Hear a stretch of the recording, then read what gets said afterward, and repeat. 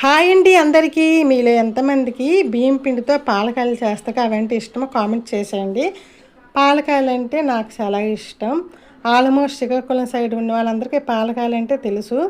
ఇవి మన ఇంట్లోనే ఈజీగా చేసుకుందామా. ఒక గిన్నెలో కొద్దిగా బెల్లం వేసుకొని అందులో వాటర్ వేసుకుని బాగా కలుపుకోవాలి చేయితో. బెల్లం అంతా కరిగాక ఇందులో బియ్యం పిండి ఒక కప్పు వేసుకొని కొద్దిగా సాల్ట్ ఇంకా కొంచెం నువ్వులు వేసుకుని బాగా చపాతీ పిండిలా కలిపేసుకోవాలి. తర్వాత ఇప్పుడు మనం వీటిని అన్నిటినీ పాలకాయల్లో ఇలాగా రఫ్ చేసుకుని ఒక ప్లేట్లో అన్నీ వేసుకుందాం.